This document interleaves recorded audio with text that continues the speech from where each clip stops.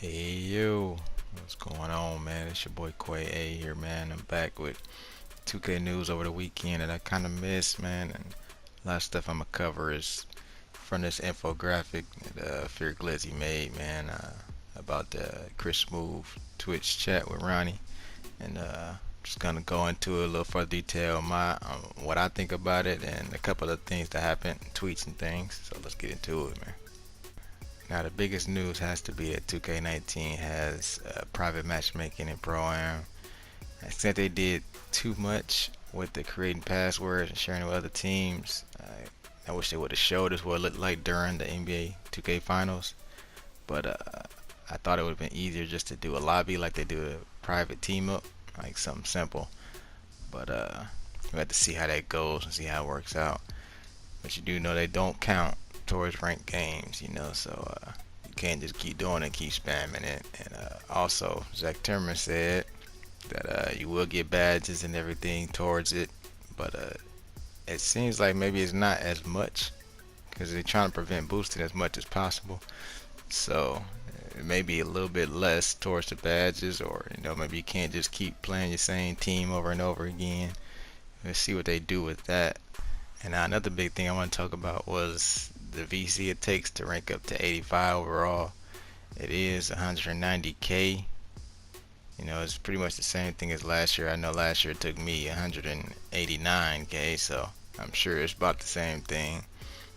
Same VC is about the same price it takes to buy it. So to me, it seems like a lot of stuff within the VC system is the same from last year, except they do say it's more ways you can earn VC with like in-game challenges and things like that. But I'm sure that's not gonna be a lot. 2K always kind of cheaps out on a lot of the stuff that they giving out VC for. So I'm not putting my hope into it. But I do know that the anniversary edition with LeBron James, it gives you 100k VC, and the standard edition gives you like 5,000, which is nothing. And so it's kind of like everybody has to buy VC the way it go if you want to be there day one or that weekend. It's almost not even worth it to play to get the anniversary edition if you're not gonna be playing it all that weekend. If you gotta work, I wouldn't even waste my money on buying it yet, because you're not gonna get too much further ahead than anybody else if you're not buying VC to begin with. And I'm pretty sure that Road to 99 is still in the game, which nobody really liked. I'm a guy that makes so many different players, man. I think I made like 14 players this year, man, and grind them all like 90, and then I'll switch and make something else. So I did not like the Road to 99 idea. I did like the 2K17 way, where whatever upgrade you get in your rep system, they apply to every player. So you can start a new player and rank them up to 97 if that's what you got to so far. And I did like that way a lot better than just doing this Road to 99. And they did say that earning badges will be a little harder than it was in 2K18. So how it was like 12,000 to unlock a bronze. This year it may be like 20,000 to unlock that bronze, or I'm not sure they added another qualification to it. But you will be able to earn badges in the prelude, so that's definitely a plus to that. So all your progression will be saved if you use that build that you used in the prelude. And now Chris Mo did confirm that one of the archetypes he made was a pure playmaker, and that player had 7 Hall of Fame badges. Now that's a big step up from 2K18 when they had 5 Hall of Fame badges. So I'm wondering which 2 badges stepped up to become Hall of Fame badges. And it also makes me wonder about all the other builds, the pure builds this year. Are they going to get more love in the badge category? Like it's a stretch big going to have a Hall of Fame limitless range now. So that could be something huge, man. That could actually be, game breaking kind of.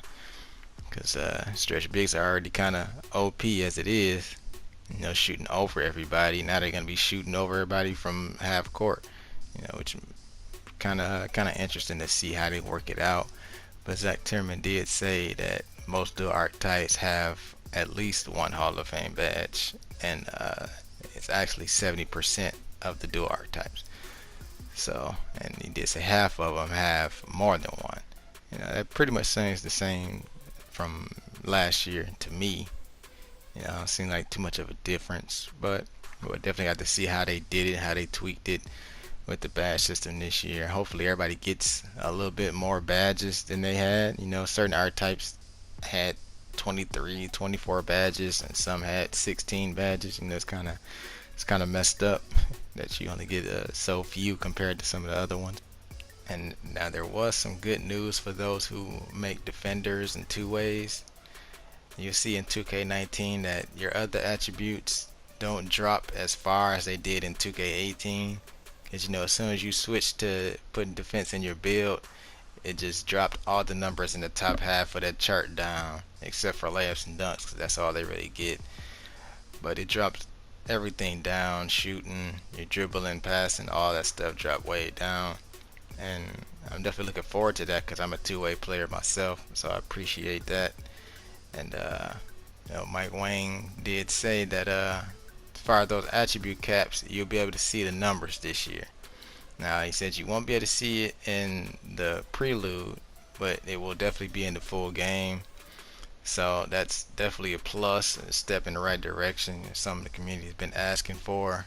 And he kind of threw a little bit of a cheap shot, man, at saying no archetype attribute cap chart needed this year. That's kind of a little shot at like the Duncan Showing dude. I don't know his name. I don't want to butcher it. But whatever his name was, that made the whole Google document full of the caps and what they're gonna be. And it's also a little shot at like 2K Lab because that's something they're big at. They show all the badges you're gonna have for this archetype and what are the max caps gonna be. When you finish it. So that's a big thing this year, man. You can see what your speed is gonna be before you even make the build. Because it definitely was too much to do, having to go through the whole prelude to see badges and seeing whatever you can upgrade to right now in categories.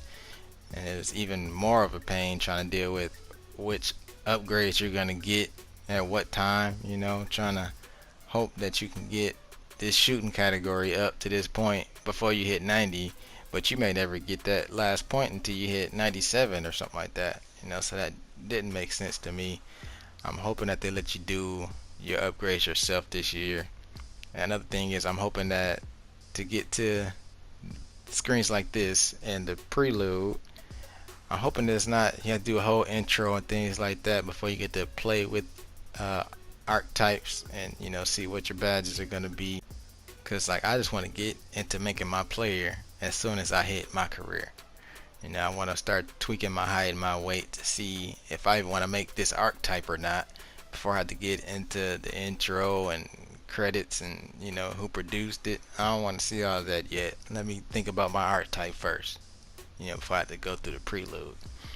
And as far as like overalls and attributes, it does seem like 94 is a big overall because that's when you get the secondary archetypes takeover badge.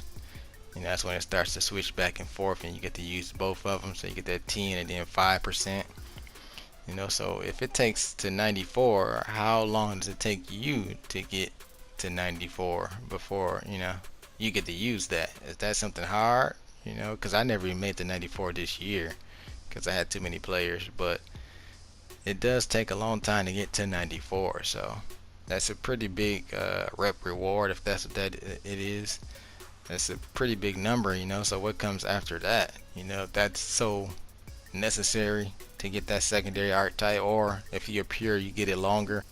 And they did say that you had to activate takeover yourself, so if you have a quarter of a bar you can go ahead and use it if you want to. You want to get out the way before the halftime comes, because you can't go through it at halftime and then come out and still be in takeover mode. It's not gonna work that way, and you also want to use it at the right times. It's kind of like a chess match, man. You want to use it when you guys need a big stop. You don't want to just keep using it when your whole team is using it.